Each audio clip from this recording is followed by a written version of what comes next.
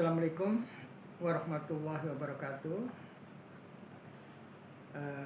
Para sahabat medsos sekalian, mudah-mudahan Anda semua dalam keadaan sehat walafiat dan selalu dalam lindungan Allah Subhanahu wa taala.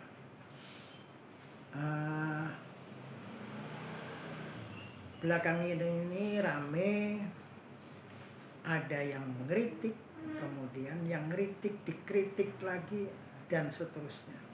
Kemudian yang paling menarik bagi saya, tapi ini sebenarnya udah lama itu pernah ada, saya nggak tahu persis apakah dia itu ustadz atau bukan, dia masih muda.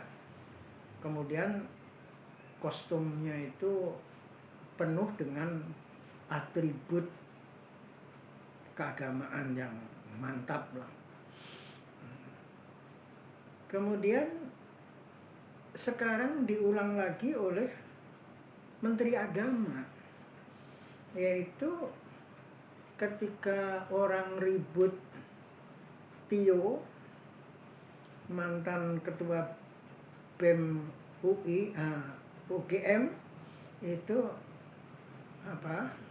mengkritik yang sangat pedas. Kalau saya maaf ya, nggak mengatakan etis atau nggak mengatakan sopan atau enggak, ya pedas saja, kritiknya itu pedas. Pedas itu ya kalau yang nggak doyan sambel ya emang emang nggak enak, tapi yang doyan sambel yang pedas itu nikmat sekali. Nah, itu ada koruptor yang kritik nggak sopan, nggak etis, padahal dia koruptor.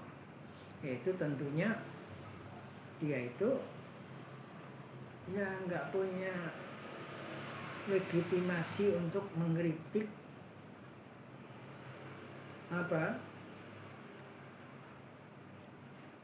orang dengan embel-embel Anda itu nggak etis. Nah terus Anda sebagai koruptor itu seperti apa? Maling aja dulu waktu saya di SD itu diibaratkan sebagai sampah masyarakat. Itu cuma maling-maling di masyarakat, itu maling-maling yang paling berapa itu nyurinya. Tapi koruptor itu miliaran, itu sampah masyarakat di Bantar Gebang yang sudah numpuk bau nggak karu-karuan. Itulah, sadarlah bahwa kalau koruptor itu sudah seperti itu, sudah seperti sampah di Bantar Gebang, nggak layak ngomong etis.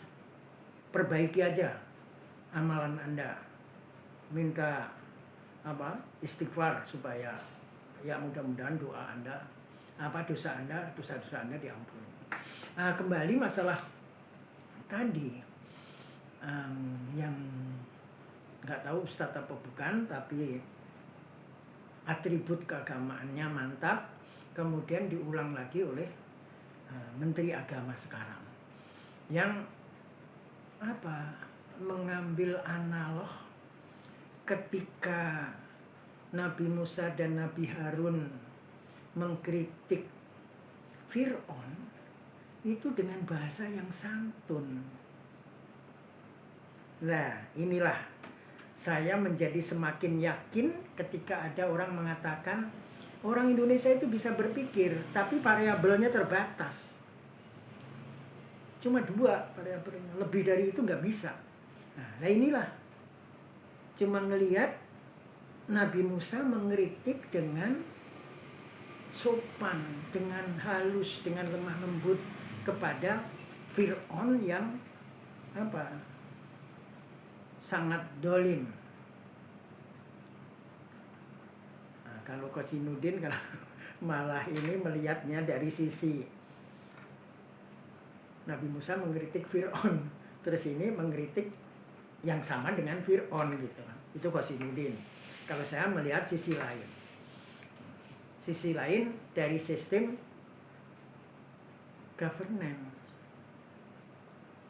Maaf ya, saya untuk negara demokrasi itu saya nggak setuju dengan istilah pemerintahan atau pemerintah, itu nggak setuju. Masalahnya ini kenapa para pejabat itu menjadi arogan, songong, angkuh. Aparat itu menjadi itu karena disebutnya sebagai bagian dari aparat pemerintah.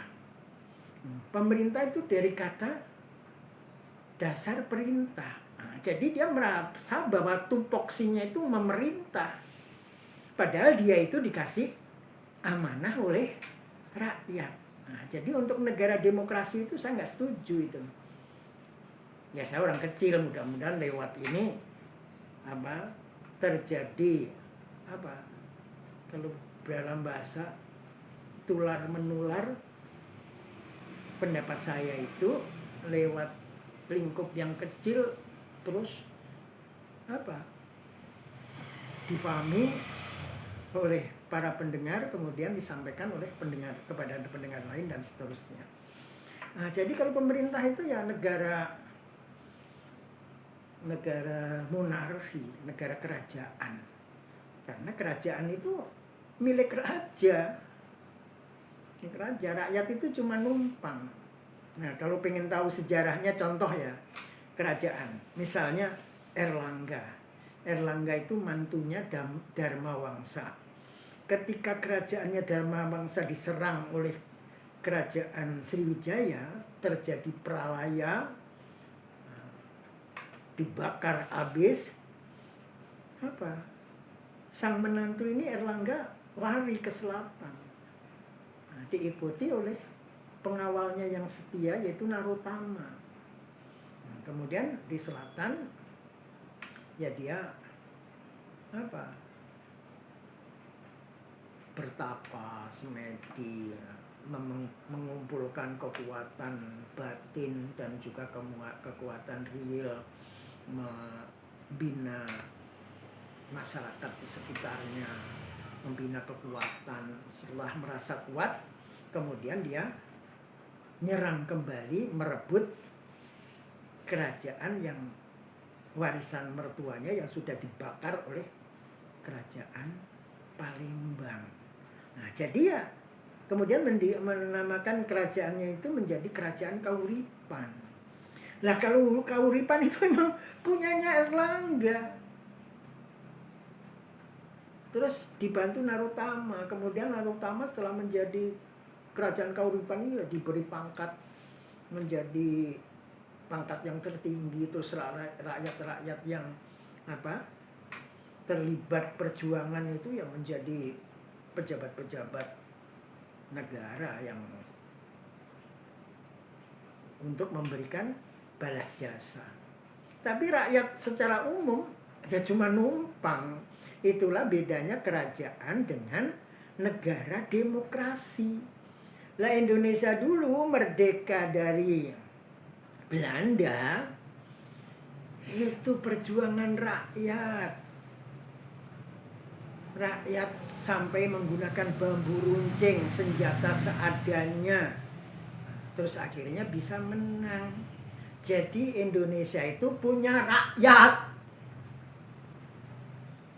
Bukan punya penguasa, apalagi penguasa yang gak punya sejarah perjuangan itu, gak punya. Itulah yang harus dipahami. Pertama itu berkaitan dengan negara demokrasi dengan negara monarki. Jadi beda. Nabi Musa ngeritik Fir'aun itu dengan bahasa yang halus. Karena Fir'aun itu pemilik kerajaan Mesir kuno. Dan rakyat cuma numpang. Apalagi Nabi Musa. Pelajari sejarahnya dari zaman Nabi Yusuf. Ketika habis dibuang sama saudara-saudaranya, dimasukin sumur, kemudian ketemu musafir, pedagang, kafilah, terus saudaranya menjualnya ke kafilah tersebut, terus dibawa ke Mesir. Dari dipungut anak oleh Perdana Menteri, kemudian terjadi love affair yang tidak indah. Kemudian Nabi Yusuf difitnah sehingga masuk penjara, sampai akhirnya Nabi Yusuf bisa meramal bahwa negara Mesir akan mengalami kemakmuran selama 7 tahun. Terus kemudian mengalami paceklik selama 7 tahun. Nah, karena Nabi Yusuf bisa meramal, terus akhirnya sama sang raja, ya udah kamu aja jadi Perdana Menteri, ngurus itu. Ketika makmur harus seperti apa, ketika paceklik harus seperti apa. Akhirnya ya ceritanya, singkat cerita, sukses. Terus kemudian saudara-saudaranya sampai ketika masa paceklik harus belanja gandum ke Mesir. Nah, terus dengan siasat sedemikian rupa akhirnya saudara-saudaranya bisa dibawa ke Mesir, dan bahkan kemudian ayah dan ibu sambungnya dibawa ke Mesir. Itulah cikal bakal Bani Israel di Mesir, yang kemudian tokoh yang muncul di kemudian hari yaitu Nabi Musa. Lah itu numpang banget itu. Rakyat Mesir aja numpang, apalagi ini Bani Israel datang dari luar. Nah, ya memang kebetulan Nabi Yusuf berjasa. Nah, tapi setelah itu kan ya nggak tahu ya, jasa itu kemudian masih dihargai terus apa enggak, tapi yang pasti dikasih tempat tinggal di Mesir sampai muncul Nabi Musa. Nabi Musa sebagai nabi, sebagai rasul, ya tugasnya amar ma'ruf nahi mungkar. Lah ketika mengkritik Fir'aun, ya sebagai penumpang numpang tempat tinggal ya harus sopan. Ya karena meskipun sopan pun ya Fir'aun kan pemilik kerajaan, ya nggak mau dikritik. Negara-negara gua ngeritik siapa lu. Akhirnya ceritanya dikejar-kejar sampai Laut Merah sehingga Fir'aunnya tenggelam. Nah, itu singkat cerita aja supaya kita bisa memahami bahwa Nabi Musa itu ceritanya numpang di Mesir, itu numpang di Mesir kuno itu numpang.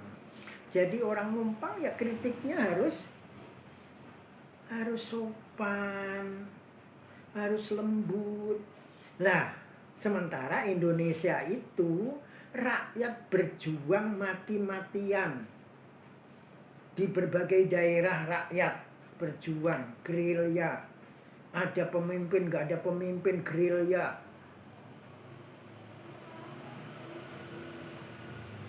Terus akhirnya Indonesia bisa merdeka. Dan ini memang ya ada cerita yang mungkin tidak banyak diketahui oleh para sahabat medsos. Saya punya buku yang sudah klasik. Itu diterbitkan tahun 1950. Ditulis oleh seorang sarjana sejarah, R. Muhammad Ali SS. Itu judulnya Sejarah Perjuangan Feodal. Sejarah Perjuangan Feodal. Jadi itu ada garis merah yang bisa dirunut. Aduh.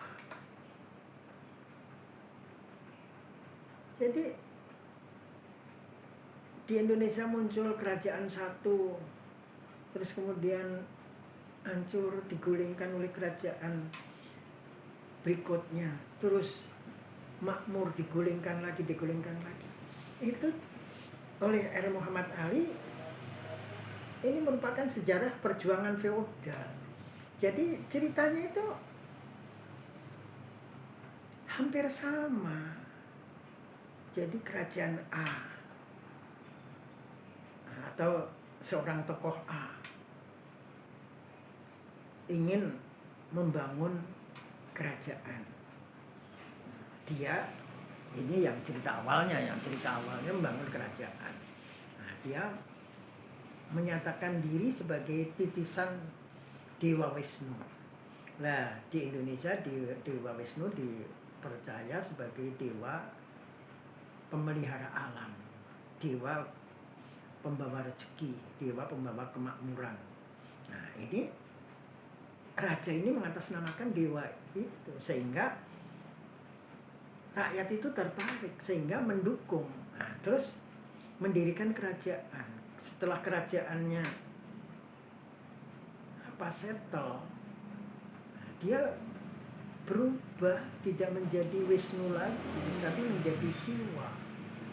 Menjadi Siwa yang angkara murka. Terus kemudian rakyat menjadi menderita. Nah, terus akhirnya muncul tokoh lagi mengklaim dirinya sebagai penjelmaan Dewa Wisnu, mengumpulkan kekuatan lagi. Nah, terus bisa mengalahkan kerajaan yang rajanya sebagai titisan Dewa Siwa. Nah, terus begitu lagi. Setelah menjadi kerajaan yang mapan, terus kemudian mengaku sebagai sang penguasa alam semesta yang bisa menghancurkan siapa aja yang melawan pada raja. Terus akhirnya rakyat sengsara lagi. Terus muncul tokoh lagi. Terus seperti itu di zaman kerajaan. Cuma sayangnya Muhammad Ali itu berhenti sampai zaman kemerdekaan. Nggak tahu apakah usianya memang dipundut oleh Yang Maha Kuasa di masa kemerdekaan sehingga tidak bisa melanjutkan tulisannya. Nah, saya sebagai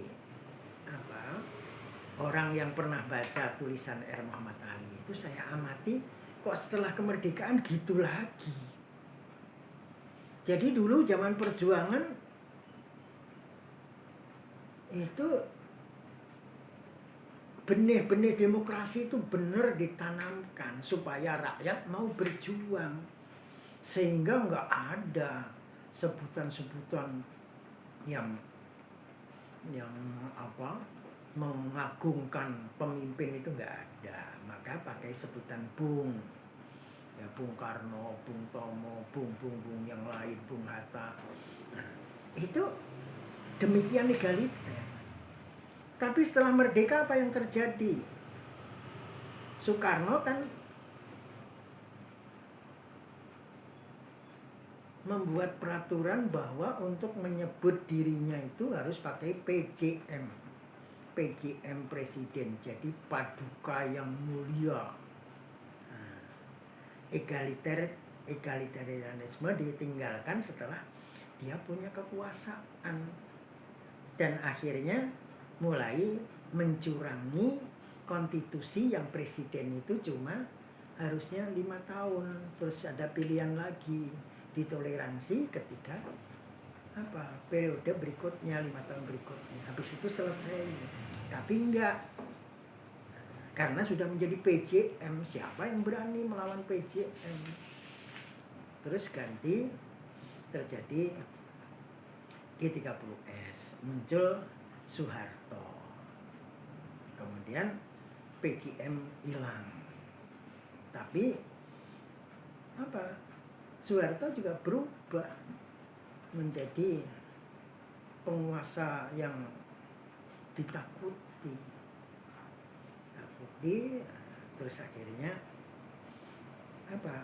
ya polanya sama seperti itu, perjuangan feodal.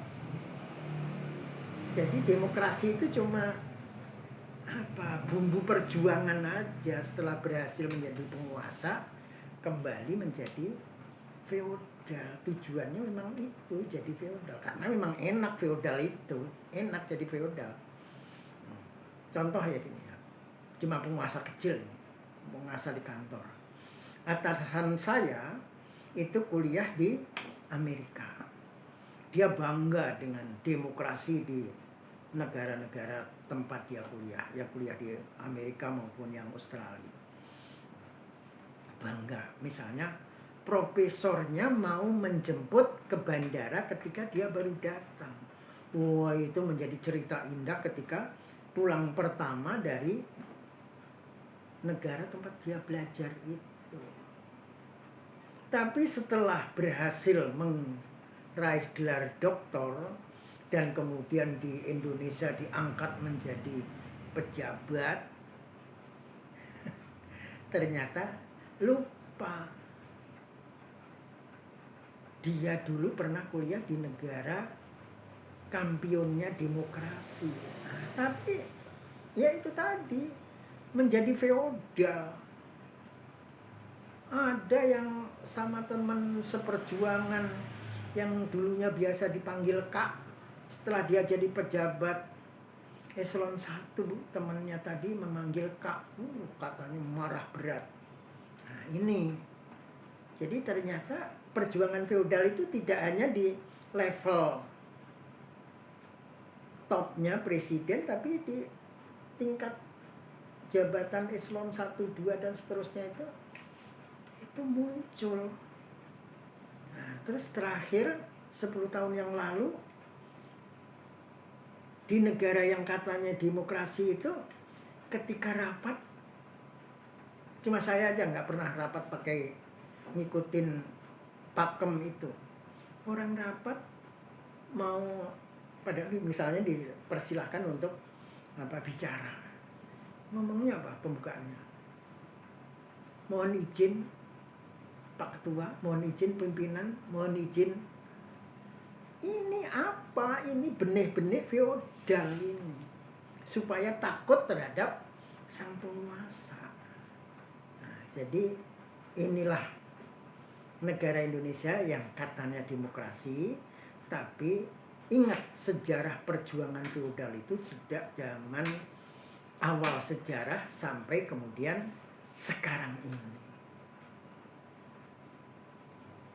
Egaliter ketika kampanye, tapi setelah berhasil, siapa lu? Nah, jadi ini, kembali ke kritik tadi ya, kalau negara demokrasi atas berdirinya negara ini atas perjuangan rakyat, kemudian memang secara konstitusional presiden itu dipilih oleh rakyat, diberi amanah oleh rakyat. Terus ini ada yang perlu dibandingkan lagi ya, nggak boleh menghina presiden. Itu sejarah undang-undangnya itu dari mana? Anda harus tahu. Ini adalah warisan kerajaan Belanda. Dulu Indonesia ketika dikuasai Belanda, nggak boleh rakyat itu ya sebenarnya mengkritik itu kan gampang, itu oleh penguasa diplesetkan menghina. Jadi dulu itu dilarang menghina gubernur jenderal, itu karena penguasa tertinggi di Indonesia. Setelah kita merdeka, lah ini kok aturan ini diwarisi. Nah ini kan kacau. Kacaunya apa? Negara Indonesia kan demokrasi, mewarisi peraturan yang dari negeri Belanda yang monarki. Ini kacau. Ini makanya di kampung-kampung ustadz-ustadz itu bilang nggak boleh nyampur aduk mazhab, meskipun penjelasannya nggak pas ya. Tapi yang jelas mencampur aduk mazhab itu menjadi kacau. Nah, jadi apa tadi? Ngeritik ya. Nah, karena negara ini didirikan atas perjuangan rakyat, terus kemudian presiden dipilih oleh rakyat, dikasih mandat oleh rakyat. Nah, yang ingin saya tekankan gini, bedanya negara khilafah dengan negara demokrasi. Ada perbedaan yang harus dicermati. Khilafah dulu itu dipilih, tapi oleh kalangan terbatas, kalangan elit. Jadi nggak mungkin preman-preman orang yang nggak jelas itu kemudian suaranya dikumpulkan untuk memilih pemimpin. Nah, kalau khalifah itu dipilih oleh orang pilihan, jadi terbatas, nggak semua. Yaitu jelas kalau orang, saya pernah dengar langsung dari telinga saya, langsung dari orang di terminal Pulau Gadung. Itu ada yang bilang, kamu milih apa? Milih partai hijau. Memangnya lu sholat? Pilih aja partai warna lain. Kamu kan nggak sholat, nggak ngapa-ngapain. Nah, ini orang yang tingkat berpikirnya seperti ini kok punya kekuatan memberikan amanah kepimpinan. Nah, ini makanya di negara dengan sistem khilafah itu dipilih, nggak semua orang bisa memilih khalifah. Terus kemudian setelah jadi khalifah terpilih, apa yang menjadi beda dengan negara demokrasi seperti Indonesia? Khalifah terpilih itu kemudian dibai'ah oleh rakyat. Bai'ah itu artinya apa? Sumpah setia. Jadi yang sumpah itu rakyat. Harus difahami ya ini ya. Yang bersumpah itu rakyat, maka rakyat terikat sumpah setia. Kalau rakyat sampai melawan khalifah, dia dosa. Tapi beda kan ini dengan negara kita. Begitu presiden terpilih, presidennya kan bersumpah kan menjalankan amanah kan, dan presidennya yang sumpah. Ketika selanjutnya kepemimpinannya nggak beres, ya dia yang melanggar sumpah. Itu beda. Jadi jangan campur aduk. Jadi ya kita yang rakyat yang ngasih amanah, kemudian presidennya sudah sumpah, ketika dalam perjalanan selanjutnya kepemimpinannya nggak beres, ya harus legowo, dikritik. Jadi itulah bedanya Nabi Musa itu ngeritik Fir'aun dengan cara halus, karena Fir'aun itu pemilik negara Mesir kuno. Nabi Musa cuma numpang. Rakyat Indonesia yang berjuang merebut kemerdekaan ini. Terus kemudian dalam pemilihan presiden, rakyat yang memilih, kemudian presidennya yang sumpah akan menjalankan amanah rakyat dengan baik dan seterusnya. Saya nggak hafal itu sumpah presiden, tapi intinya itu kan akan menjalankan amanah yang dimandatkan oleh rakyat. Ya setelah melenceng, dikritik harus legowo. Anda bukan Fir'aun, Anda bukan pemilik negara. Ini buzzer-buzzer itu juga harus paham itu, supaya tidak terjadi kekacauan. Jadi sebenarnya kalau ya begitu nyeleweng sedikit dikritik, ya sebenarnya sudah ada itu lembaga pengkritiknya, yaitu wakil rakyat. Tapi kalau wakil rakyat mandul, maka rakyat harus ngeritik. Sekarang ini wakil rakyat kan bisanya cuma joget-joget. Joget-joget kok ngeritik, ya nggak mungkin lah. Makanya rakyat harus ngeritik, berkewajiban. Rakyat diem itu bukan bijaksana, tapi rakyat diem itu mengkhianati bangsa ini. Sampai di sini. Assalamualaikum warahmatullahi wabarakatuh.